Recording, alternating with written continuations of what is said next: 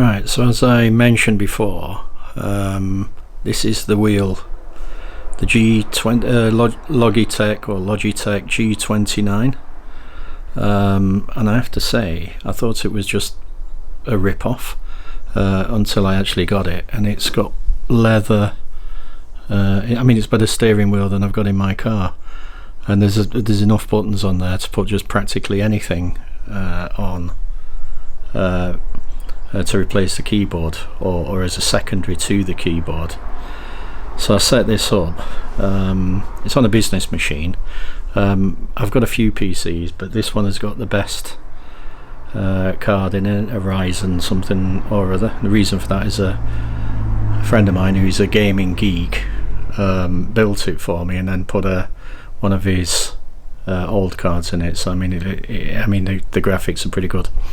Also with it, for the price, you get the pedals, and even these, they're surprisingly good quality, and they're heavy, so it's not sliding around all over the floor when you use them. So I was pretty impressed with that. There's a couple of things about the wheel that I'll go through. It's got a dead zone, and then you get resistance, which is clearly because it's being made for like a Formula 1 racing car game or whatever, but it does the trick, and I'll just do a run through on one of the scenarios from Euro Truck. So here we go.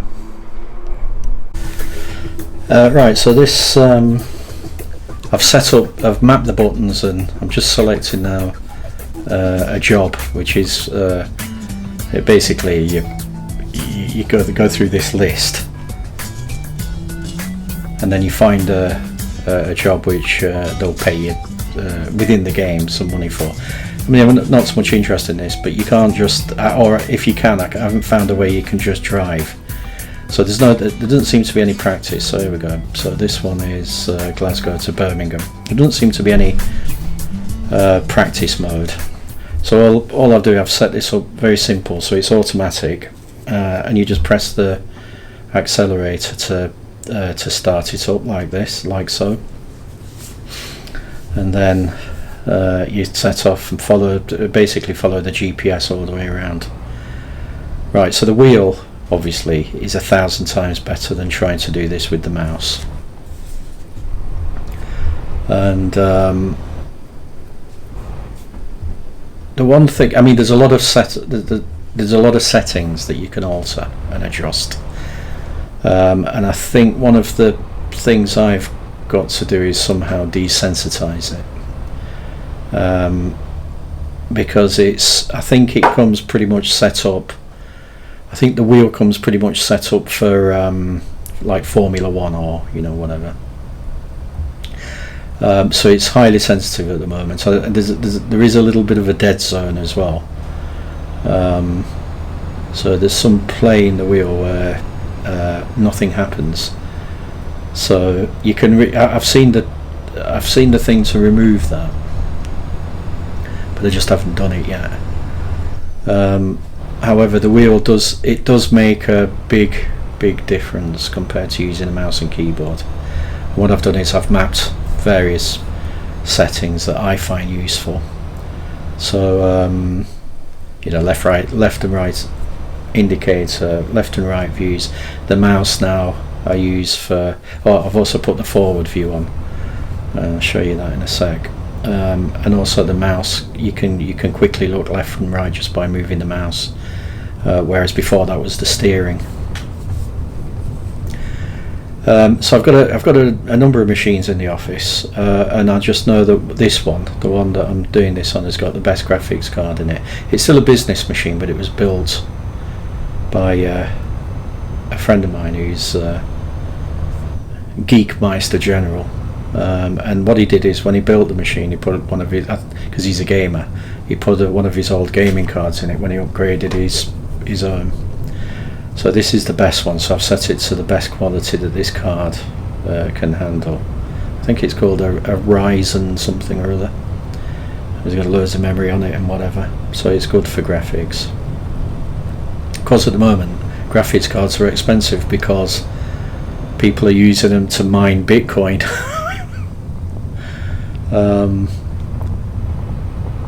Which is not just, it's very expensive in terms of electricity to mine it, and they're even saying it's environmentally unfriendly.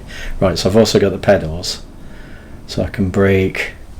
Well, they're still a bit too sharp. I've tried to make the braking a little bit more right. So there you go. So you use the mouse, you can have a look around just as you would in real life, and then I just press one button and it gives me, right, so I'm clear. Then I press a button that gives me that forward view again.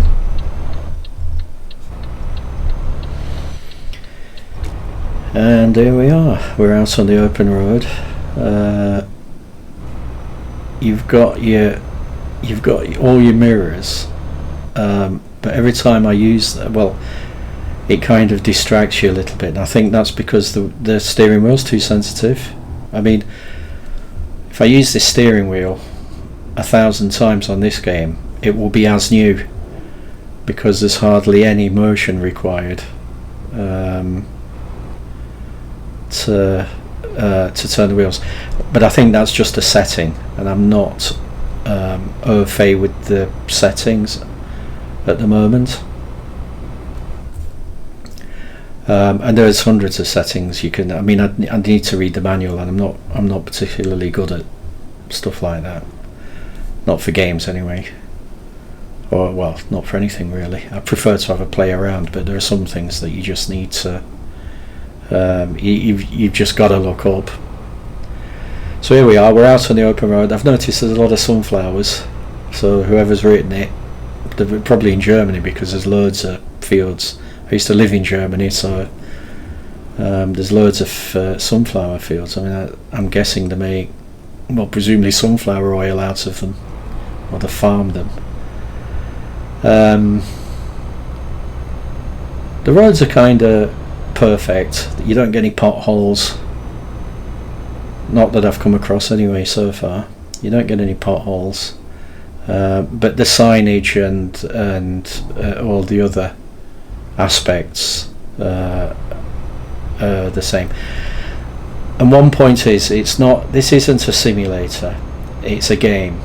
I mean, it's called Euro Truck Simulator, but it's a game more than a simulator. The physics of it are supposed to be very realistic. That I couldn't tell you that yet, but I will do. But you couldn't use it to plan a route, for example, so it's not one-to-one with reality. I imagine that would be expensive. You can get better maps. They call these maps. You can upgrade it with something called Pro Mod, which basically I think upgrades the cities and extends the roads, but I think more out like to the Far East rather than just the UK. So it's probably screaming for somebody to start a business. And they usually give you tools for these kinds of things, so you can develop more realistic scenarios. And of course, the other thing is, it's not really real time. It's real time whilst you're driving over a short period. But for example, if you go to Edinburgh to London, which would probably take 7 or 8 hours, it takes about, well, it's less than an hour. I don't exactly know how much, because I haven't done that journey. But it's much shorter than you'd expect. Now, if I look a little bit dark, I've put it on auto ISO, but if I look a little bit dark, it's because I've turned off the office light, and the reason is it tends to cause a little bit of flicker on the camera, and I've also turned off the air conditioning fan. Right, okay, so here we go. The brakes are still too, I mean, this thing slows down faster than my car, which is only a small thing. So they need adjusting. Right, so you can see car drivers, and I'm one of them, indicating at the very last moment.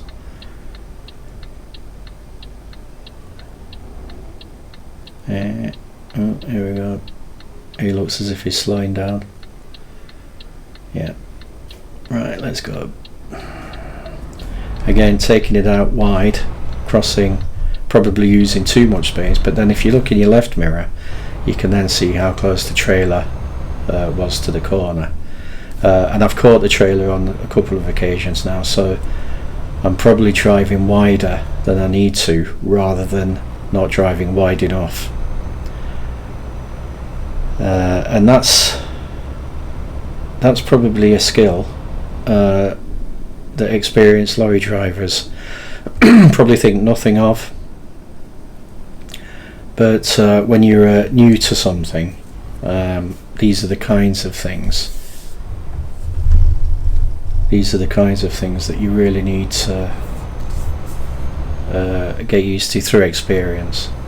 And I'm sure you'll learn something in the lessons in a real truck, but once you've been driving probably for a year or two, to get a hang of, well, it might be longer because there might be different loads, different sizes, so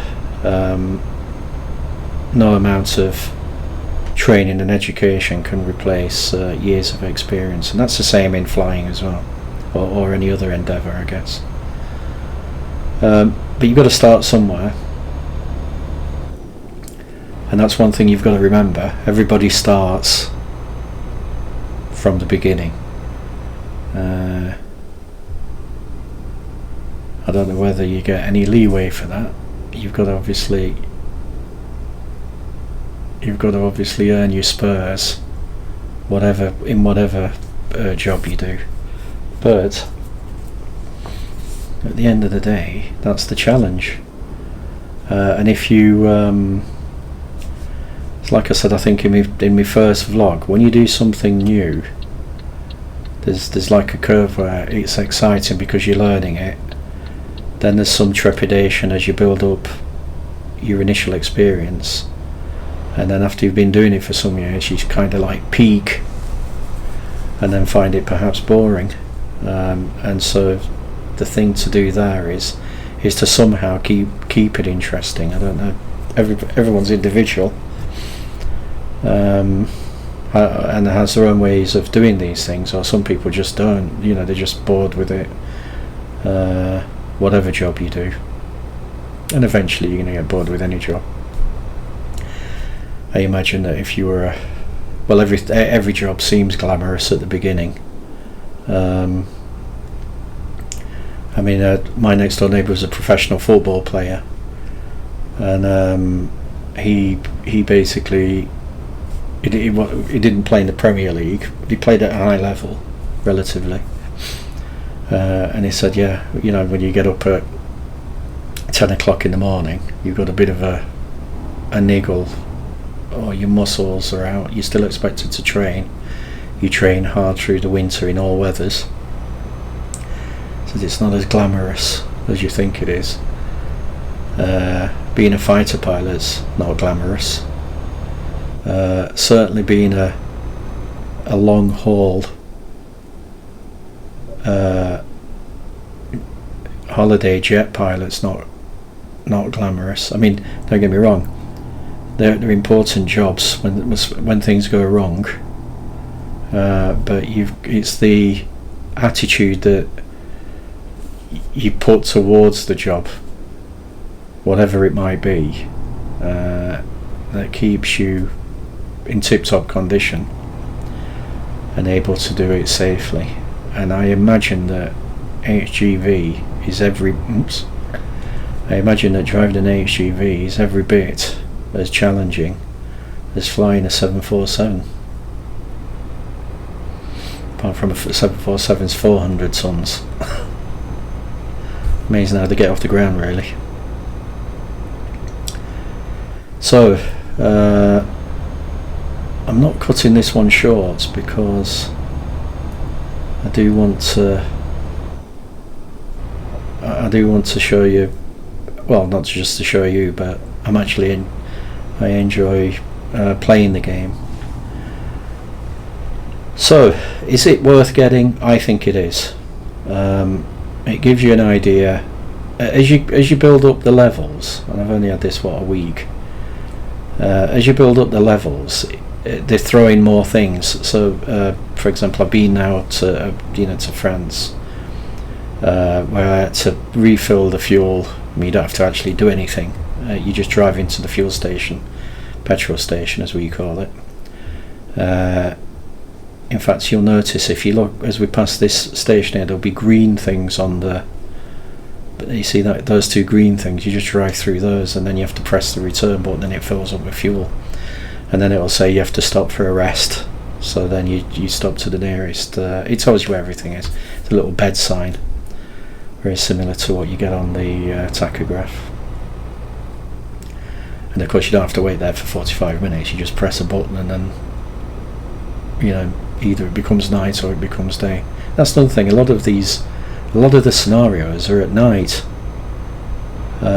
which are not as interesting, obviously. I mean, driving at night probably won't be as interesting. Maybe it'd be less traffic. But if you're going to do a game, you should either be able to select day or night, like you can in flight simulators, or, well, I suppose you can just hunt for a scenario that starts in the day.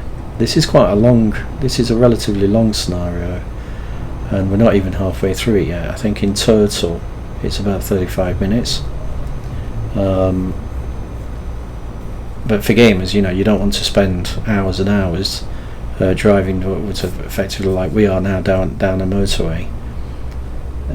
Although the real job of driving an HGV is probably 99% this.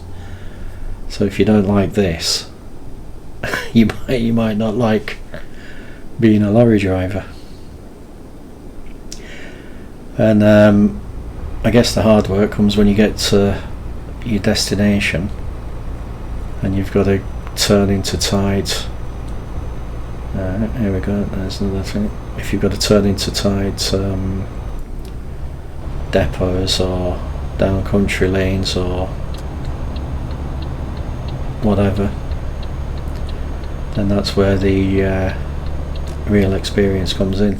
But keeping focus as well, that's going to be, if you're driving down a motorway for hours on end, keeping focused on the ever-changing traffic conditions. I mean, this is fine because there's no traffic. Perhaps the put more traffic on, the better you get, or the more experience, or the higher the levels you're on. But so far, you get the odd car. I mean, you do get cut up. But the keeping that concentration, if you're driving a 44-ton cabin trailer, or even higher in some of these wide loads and heavy loads, keeping your concentration will be a big part of it. And I think you need more concentration to do this than you would do in a long haul flight. I mean, in a long haul flight, not that I've done a long haul flight, but I know plenty of pilots that have. Keeping your concentration levels high is not as much required because you've got super cruise control. You engage the autopilot. In fact, you've got to engage the autopilot these days. It's to keep everybody comfortable. So if you've ever flown a plane or in a simulator, you've got a rudder, and you're constantly trying to keep your aircraft in balance with the winds and effectively stop it from sliding sideways. Not completely sideways, but to some extent sideways. You use the rudder to keep that balance. And if you're constantly making those adjustments, everybody at the front of the aircraft will be fine, but all the people sat right at the back, they'll all start to feel sick. So they have to apply the autopilot when they're in transit. And in actual fact, these days they can they can land. I mean, there are auto landing systems. They tend to take over the fence, bring it down for the last 300-400 feet. But yeah. So apart from taking off, or your pre-flight checks, I guess. Whereas in a lorry you've got a walk-around check. You've got exactly the same thing for an aircraft. Might be a few extra things to check, a few more things to check. and it's in your own interest to make sure that you do that. But I think there's a lot more concentration required for an HGV driver than there is for a jumbo jet pilot. And as I've said before, once you're cruising, doesn't matter how big the aircraft is, it could be a single engine piston or it could be a multi-engine holiday jet. You basically do the same thing. Every 15 minutes you carry out what they call a Frida check for the full duration of the flight, whether that's an hour or 20 hours. I mean, they can go a long way these days, and they're so reliable. So you can go from London to New York now with 2 engines, and even if you lost an engine, you'd be perfectly fine, as long as you don't lose 2. Then you might end up in the drink, as they call it. Right, so you could feel free to, if anybody's watching this at all, feel free to fast forward, because I think there's still 18 minutes left, and all I'm going to do really is just drive the game, drive the lorry, and give you my thoughts on it. And in a nutshell, there aren't enough cars, and that may change as you go up the levels. They call them AI. The roads are not indicative. Well, they're indicative of British roads, but they aren't the same. So if I, for example, was going on holiday to Aberdeen, I couldn't drive from Sheffield to Aberdeen and practice the route. Not that I would need to, but it's not the same journey. So they cut out big chunks in between. And if I drive around the M25, for example, there are things there that I just don't recognise. And I lived in London for 18 years, so they're not kind of, let's call it they're not photorealistic. They're realistic in terms of this looks like a motorway somewhere in England or somewhere in the UK, but they're not. But it's not. I mean, we're picking up signs for Liverpool already. Well, fortunately, otherwise we could be here for hours. And there are people that do flight simulations and train simulations and record them for the full duration of the flight. So there are, there are simulations out there that do that kind of thing. This one just doesn't do it, and I'm not sure that the Pro Mod add-on gives you any more realism. I mean, I'll check that because I just simply don't know. I've just been told that the version on Steam is not compatible with the latest version of Pro Mod, but the graphics are all right. If this is giving you a good indication of what it's like, there are ways you can improve that. So you get more. You can put more realistic settings on. I think the brakes probably slow you down too much, so I need to adjust that, make them a little bit more, at least as the same as my car. I don't know how much slower it is to brake an HGV. I mean, the brakes will be, they're air brakes, aren't they? So they'll be a lot more powerful than the disc brakes on a car, I would imagine. And then you can get the stick shift, as Americans call it, or the gear lever, as we call it, as an add-on to the wheel, and then you can change the settings so that you have to you drive it manually. I mean, I might do that. I don't know. I'll see how I get on, because I'm quite happy. I'm sort of quite happy the way it is, for what I'm getting from it. I'm enjoying playing the game. I think you can do. You can certainly do routes all over Europe, which is interesting. So I lived in Frankfurt for 10 years, and if I can find a route to Frankfurt just to see how realistic that is. But I know that journey anyway, from both Harwich to the Hook of Holland, and from Hull to Rotterdam. So it might be interesting just to do that.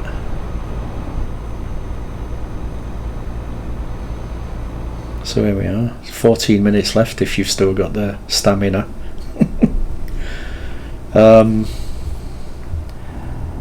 Alright, what do I think you get from this?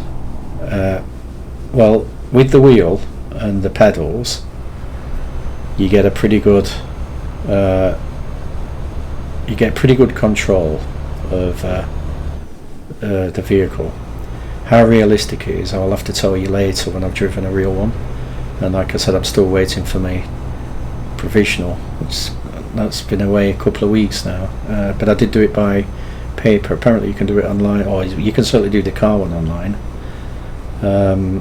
But they're probably inundated because there's been a lot in the newspaper about a big shortage of HGV drivers. And probably what that really means is there's a big shortage of experienced HGV drivers, rather than just people that have got a license. Because as we all know, with driving, you pass your driving test, then you learn to drive. And I should imagine that it will be exactly the same scenario with a lorry driving. But there's no other way to do it. You've got to get experience. Some people need less experience to become better than others, and that's just the way it goes. But you know, if I drive down the motorway like this in a car, you're doing exactly the same thing. You know, you feel the same thing. You know, I probably have the radio on or whatever. I don't tend to listen to music in a car. I more listen to talk radio, LBC or something like that, which you can now get all over the country. Just gonna have a quick slurp of tea.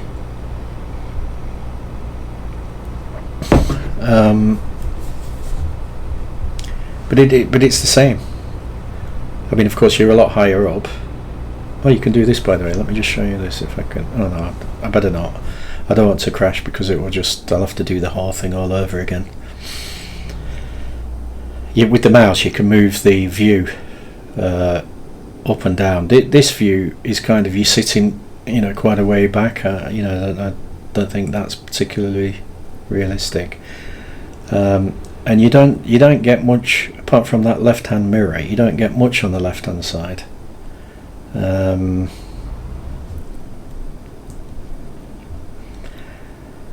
But you probably need to use your mirrors a lot more driving an HGV than you do in a car.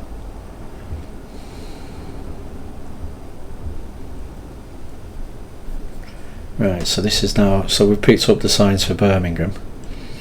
So for all those who are excruciatingly bored, there's 10 minutes left of the journey approximately.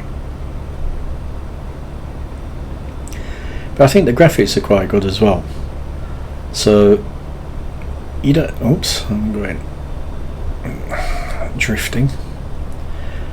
Now that's something that used to happen in a Land Cruiser. So if I drove from Frankfurt to England, it was about a 5.5 hour drive and that's putting your foot down. 5.5 hour drive to Rotterdam. I used to like that journey because you got to know you can board the ferry about 7 o'clock. It doesn't set sail, I think, till 10, and then it gets into Hull around about 7 a.m. and similarly the other way around. So you've got a lot of you got a nice rest, and then on this side from Harwich, it was about an hour and 20 minutes to the Isle of Dogs, where I used to live. And if I was coming to Sheffield, then from Hull to Sheffield is about an hour. So you do all your driving on the German side. And I don't know whether you've ever driven through Holland, but the speed limits are, they're much lower than England. And if you get caught, you get fined heavily. And then suddenly you cross the border into Germany. There's no speed limits at all. Well, there are, but if you're on the autobahn, they crop up around junctions, so there's no speed limit, and then suddenly you'll get a speed limit as you come close to a junction. And it's usually 100 kilometers an hour as well, or 120.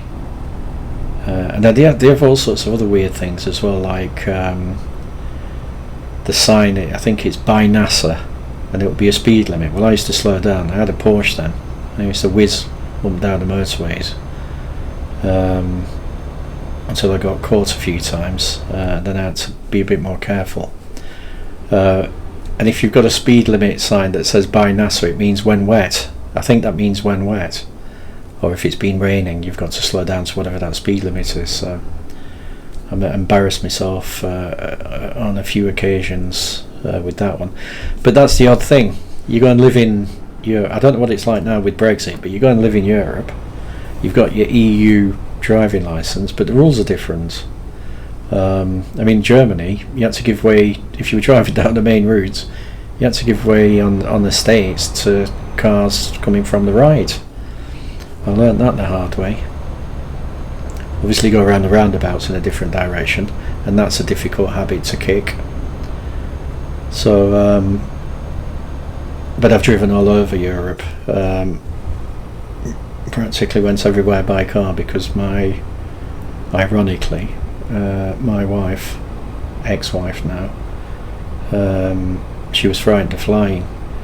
So I've done Frankfurt to Venice, or much further south than that, to what's it called, Pisa, or near Pisa.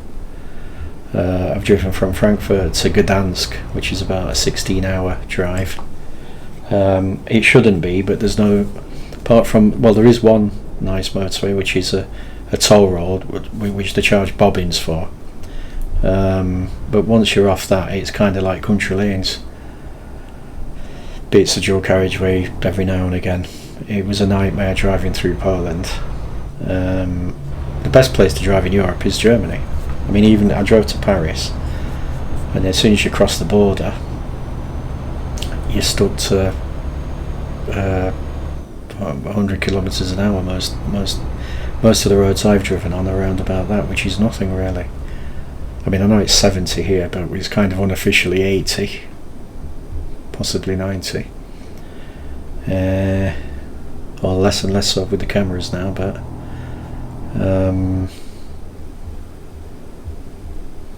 yeah. So it'd be so you can drive all over. Obviously, it's called Euro Trucker, and I've done one to, I think it was Metz.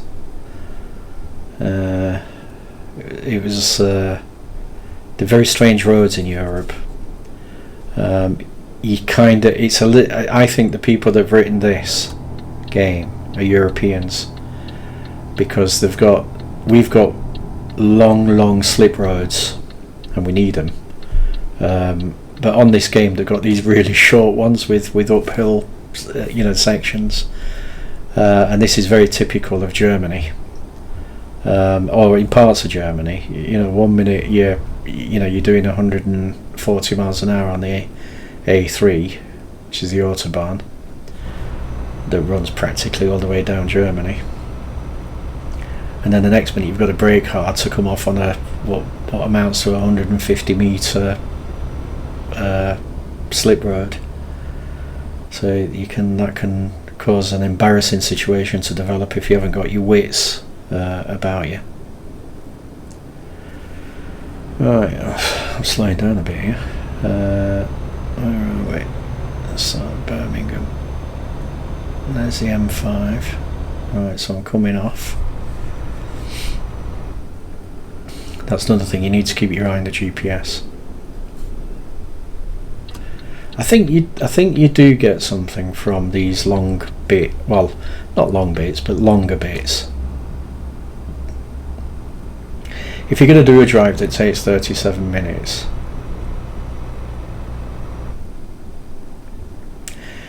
then I've got a better indicator, I suppose. Or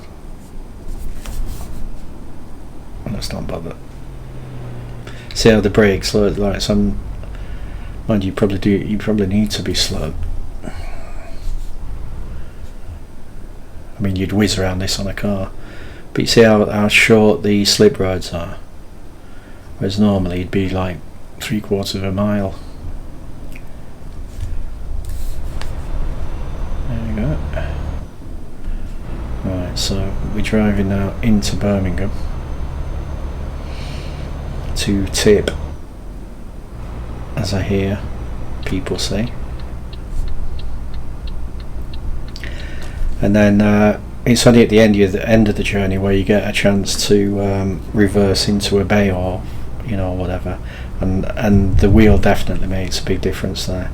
But what it kind of does is it gives you you'll develop muscle memory. So if you turn the wrong way, you very quickly can see that if you look into your mirrors. If you turn the right way, if you turn the correct way, let's say, then you'll go to where you need to be, and I think that would develop muscle memory, so that when you got into a real cab, you would instinctively turn the wheel the right way. And in my case, of course, you can, if you've not been told how to do something, and I haven't, then you just do it as best you can. I think another thing is, once you've been told how to reverse and do it properly, so I've read some things where some said never do more than a 15-degree angle, and keep the cab wheels constantly moving left or right as you incrementally make the changes that you need to. But once you know what to do and you practice it on the simulator with a wheel, when you get in a cab, the wheels turn left or right just the same way. There might be less resistance on them compared to this wheel, unless I can figure a way to switch that resistance off. Or you're going to be in a bit of difficulty. I can't see how it can't help. Now I'm going to take this wide, which I can do here anyway, and if you notice in the mirrors, I was well wide there, so I've probably taken up a lot. Well, I'm turning right anyway, but I've probably taken up a lot more room than I probably should. Right, now see here, I'm turning right and I can't see a thing.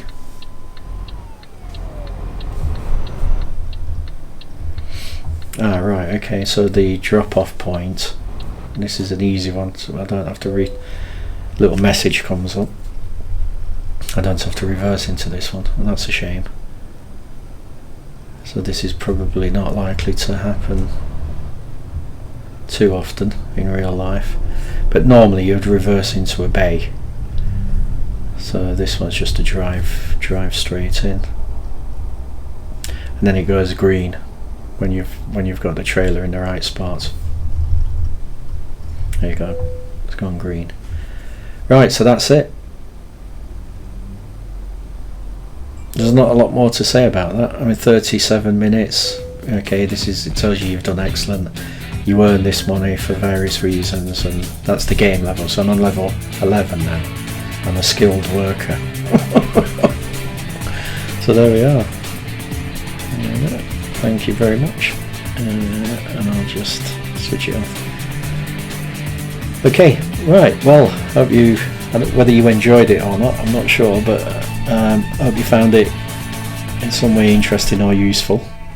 And if you had to fast forward it, fine by me. It's watching somebody playing a game. It's a little bit different to playing the game. Okay, well, so thanks a lot.